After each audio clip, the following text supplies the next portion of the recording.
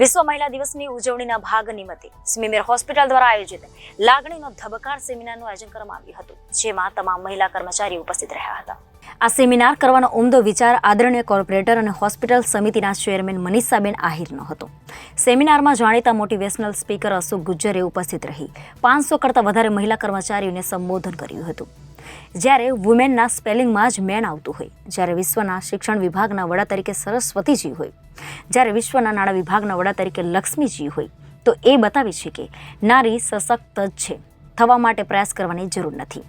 જેમાં મહિલા દિવસને જીવનમાં કેટલાક ગુણોને ઉતારીને લાવવાની શરૂઆત કરીએ એમ સમજાવવામાં આવ્યું, જેમાં મુખ્યત્વે સંવાદ, સંવેદના અને સહકાર જેવા મુદ્દાઓની ચર્ચા કરાઈ હતી.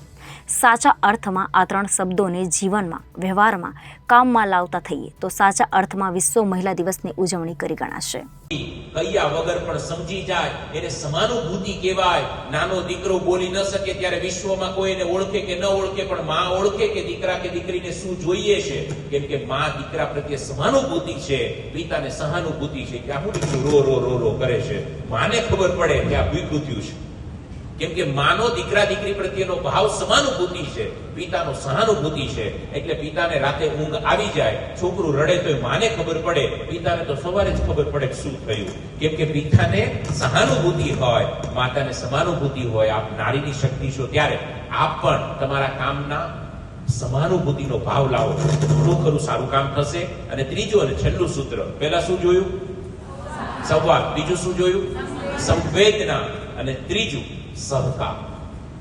બની શકે કે આપની અને મારી કેટલીક મર્યાદાઓ હોય, સંસ્થામાં હોઈએ એટલે મર્યાદા હોય એ હું સમજી શકું છું, કેમ કે ઘરે હોય, આપણા ઘરે જે ઘરના માલિક આપણે છીએ, એ ઘરમાં 5 લોકોની વચ્ચે અમુક આપણી મર્યાદા આવે, બોલવામાં આવે, કામ કરવામાં આવે, કપડામાં આવે, જવામાં આવે, આવવામાં આવે.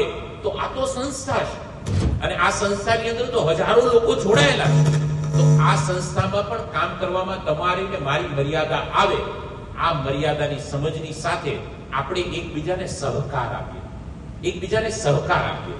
માનો કે બેને બહુ સરસ મજાની વાત કરી કે અહીંયા સાફ સફાઈનું કામ કરનાર આયા બહેનો, કર્મચારી બહેનો પણ છે, અને સરસ મજાની લેબમાં કામ કરનાર બહેનો પણ છે, નર્સિંગ વિભાગ પણ બેઠો છે. બધાની ભૂમિકા અલગ છે, પણ એકબીજાની ભૂમિકામાં આપણે સહકાર આપીએ.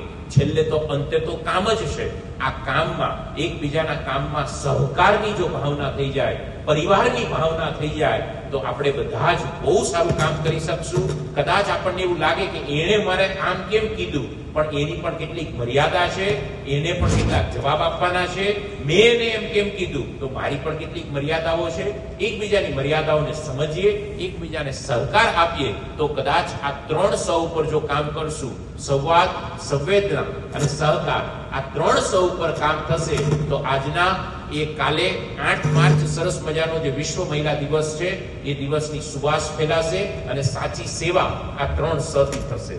इस दुनिया में हर कोई आता है, हर कोई जाता है. આ નરું સત્ય છે, અને આપ તો કેટલાય પરિવારને એ રીતે દરરોજ જોઈ રહ્યા છો. इस दुनिया में हर कोई आता है, हर कोई जाता है, पर जाने के बाद चंद लोग है जो रह जाते हैं. મારે અહીંયા રહેલા બહેનોને કેવું છે કે બધાએ જવાનું છે, પણ ગયા પછી રહી જવાનું છે. એની આ લડાઈ છે, અને આ 3 સ થી જ રહી જઈએ. દુર્યોધનના ઉદાહરણ કોઈ નથી આપતા, કેમ કે વિવાદ થયો. કૃષ્ણ અર્જુનના અપાય કેમ કે સંવાદ થયો. પ્રભુ શ્રી રામના અપાય કેમ કે સંવેદના હતી, સહકાર. હું હંમેશા કહું છું કે જો રામાયણનો ઇતિહાસ વાંચીએ ને, તો એક પાત્ર ઉપર બહુ ઓછી વાત થઈ છે, અને એ પાત્ર છે ઉર્મિલા. હું માં જાનકીને ચોક્કસ વંદન કરું, પણ હું તો એમ કહું કે માં જાનકીએ 14 વર્ષ પણ એ તો વનમાં રામજીની સાથે જ રહેવાનું હતું ને. મારે ઉર્મિલાજીને યાદ કરવા છે કે લક્ષ્મણને સહકાર આપ્યો, કે લક્ષ્મણજી જાઓ. વાત સમજો, બહુ અઘરી વાત છે. 14 વર્ષ સુધી ઉર્મિલાજીએ સહકાર આપ્યો. મારે એ સહકારને યાદ કરવો છે કે આપ જાઓ, અને સામેથી કીધું કે. Reporter Arvind Rathod, Janadesh news, Surat.